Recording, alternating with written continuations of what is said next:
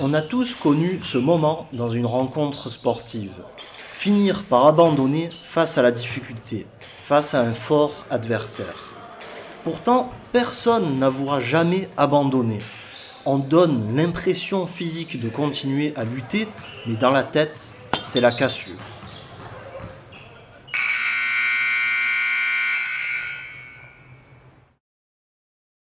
L'être humain est ainsi. Il espère, il lutte, et lorsque tout ne se passe pas comme prévu, le mental finit par lâcher. Et sans mental, une compétition est perdue d'avance. C'est une victoire offerte à l'adversaire avant même les dernières secondes. Ces quelques mots semblent simples, pourtant l'une des choses les plus difficiles à entretenir reste le mental et la motivation. Si je fais cette série, c'est pour vous apporter de la motivation pour vos projets, et pas uniquement dans le sport, mais pour tous les projets du quotidien. Et aujourd'hui, j'aimerais vous parler d'un événement qui m'a particulièrement touché ces dernières années. Il s'agit de l'histoire de LeBron James et de la finale NBA de 2016. Une preuve qu'il ne faut jamais abandonner avant la fin. 2 épisodes de cette série sont déjà disponibles. La carrière de Michael Jordan et l'enfance de Lionel Messi. Si vous souhaitez un autre épisode, n'hésitez pas à bombarder la vidéo de likes. Je vous remercie d'avance.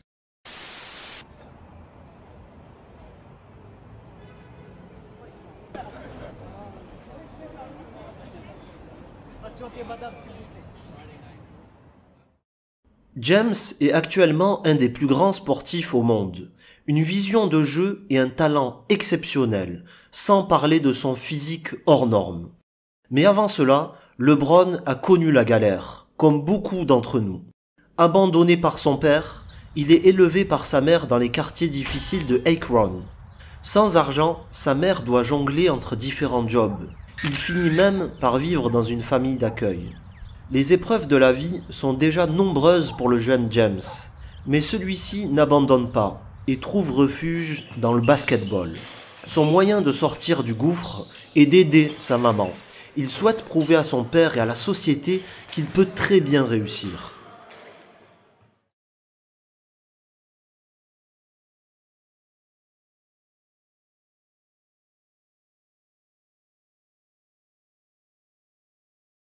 LeBron a du talent. Au lycée, il est déjà encensé par les médias de tout le pays.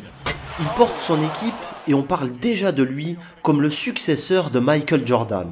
Rien que ça.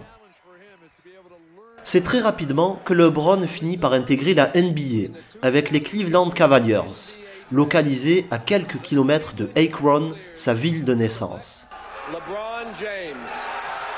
Plus qu'un athlète, James représente un État tout entier. Un État qui n'a pas connu de succès depuis des décennies. Et justement, le King va dépasser les attentes de toute la population, en apportant bien plus à son État natal.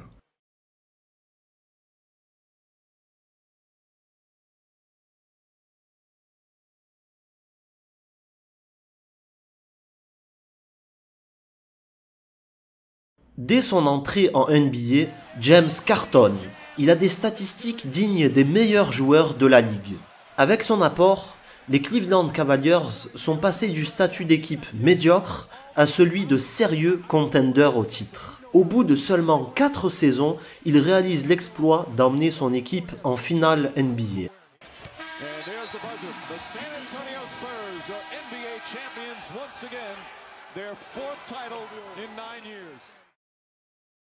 James se rapproche du succès, mais à chaque saison, il lui manque un atout pour être victorieux. Il est alors régulièrement critiqué pour son surnom du King. Qui peut se prétendre roi, mais sans avoir de couronne? De nos jours, on évalue beaucoup le talent des sportifs à leurs trophées, parfois un peu trop, et cela hante le jeune James. Il prend alors la difficile décision de quitter Cleveland pour rejoindre ses amis Chris Bosh et Dwayne Wade à Miami. Avec eux, il remporte 2 titres sur 4 finales jouées en 4 ans. LeBron James est enfin champion, il a sa couronne. Mais il garde un goût d'inachevé. Beaucoup d'habitants de sa région natale ne lui ont pas pardonné ce qu'ils considèrent comme une trahison. Beaucoup lui reprochent d'avoir choisi la facilité pour gagner. Sa quête d'être parmi les plus grands joueurs de l'histoire est entachée par ses échecs et cette réputation. Le fantôme de Chicago hante son objectif d'être le meilleur joueur de l'histoire. Et celui-ci semble inatteignable.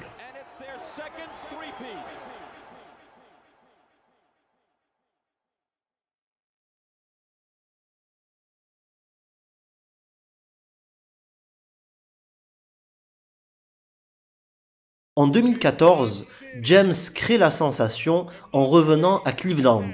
Il annonce tout de suite son but est de gagner, emmener un titre à l'Ohio.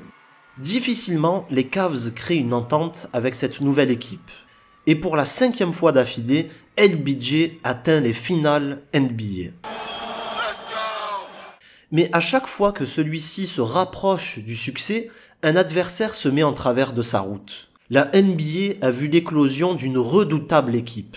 Celle-ci continue de dominer la ligue de nos jours, les Golden State Warriors. LeBron se retrouve seul face à un monstre à 3 têtes. Son équipe lutte et prend même l'avantage de la finale 2-1. Mais il échoue une nouvelle fois près du but, 4-2. Le scénario cauchemar se reproduit.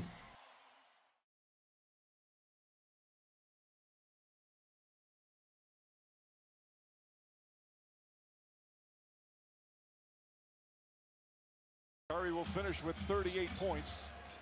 Kyrie Irving will dribble it out. And the Golden State Warriors, with a huge win on the road, take a commanding 3-1 lead in these NBA Finals. La finale n'est pas encore finie, mais les Cavaliers sont déjà enterrés vivants par les journalistes et les statistiques. Jamais une équipe n'a réussi à revenir d'un déficit de 3-1 en finale NBA.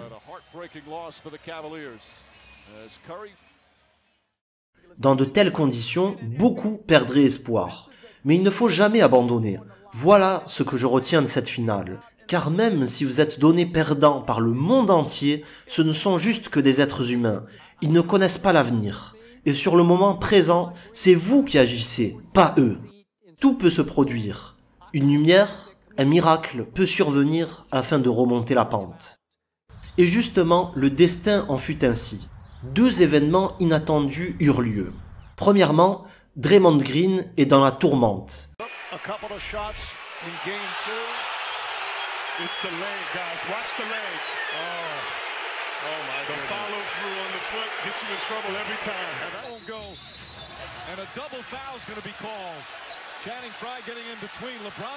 Deuxièmement, 2 énormes compétiteurs, 2 monstres du basket. Ils poussèrent de toute leur force la poigne écrasante de Golden State afin de créer l'inattendu. Kyrie Irving et LeBron James marquent 41 points chacun. C'est la première fois dans l'histoire d'une finale que 2 joueurs d'une même équipe inscrivent chacun 40 points.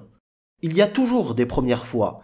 Les statistiques et les records sont faits pour être démentis et battus. Et en voici la preuve. Les 2 équipes reviennent à la Q Arena de Cleveland, le stade est en feu. Cleveland gagne 115-101 et remonte son retard à 3-3. Se profile alors un match 7 de légende afin de décider du champion.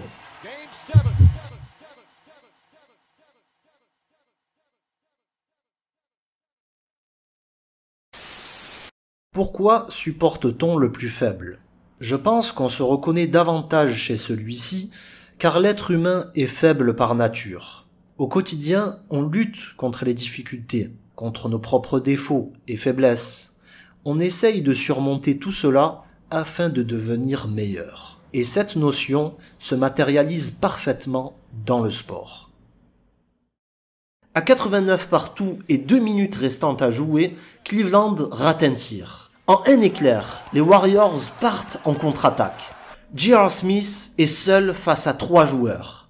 Encaisser ce panier et c'est peut-être la fin. Une montagne à franchir de nouveau pour continuer à espérer. Et un homme gravit cette montagne. LeBron James arrive comme une fusée et rattrape le porteur de balle sur le point de marquer. En plein vol, il bloque somptueusement le ballon sur la planche. Une action extrêmement difficile à réaliser. L'émission Sports Science a analysé la performance de James durant ce run. LeBron entame sa course à presque 27 mètres du panier. Il court 18 mètres en seulement 2 secondes 67. Il atteint la vitesse de 32 km/h pour combler son retard avec l'attaquant adverse. Fait encore plus impressionnant, il a une fenêtre de seulement 0,20 secondes pour contrer la balle. Voilà la performance titanesque de cette course, nommée depuis The Block. Quelques instants plus tard, Kyrie Irving prend le relais, en réalisant à son tour une action de légende. En plus de prendre un tir à longue distance, Uncle Drew prend un tir en déséquilibre pour avoir encore plus de marge. La balle fait ficelle. Les supporters sont debout. Beaucoup se tiennent la tête complètement sonnés. À contre-cœur, ils sont en train d'assister à un moment historique. The Stop est l'action décisive pour sceller le titre. Cleveland est champion et c'est la fin de la traversée du désert pour la ville. Son premier titre gagné, tous sports confondus, depuis 52 ans. Encore plus belle que le match, ce sont les images de joie des Cavaliers. Kevin Love hurle de joie dès le buzzer final. LeBron James est en larmes. Ce poids, ce fardeau qu'il a pesé pendant toutes ces années, finit par le mettre au sol. Des images d'une grande rareté vu la nature sérieuse et pudique de l'homme lorsqu'il s'agit de sport. Tyronn Lue, l'entraîneur de l'équipe depuis quelques mois à peine, n'en revient pas. Caché par sa serviette, il pleure à grosses larmes. En sanglots, J.R. Smith, joueur dans la moyenne NBA, est champion. Il le dit de sa propre bouche. Richard Jefferson, vétéran de la Ligue, gagne son premier titre, à quelques mois près de la retraite. Le visage de Kyrie Irving rayonne de joie. Il est champion à seulement 24 ans. I set out a goal 2 years when I came back to bring a championship to this city. I gave everything that I had. I poured my heart, my blood, my sweat, my tears to this game, and Cleveland, this is for you.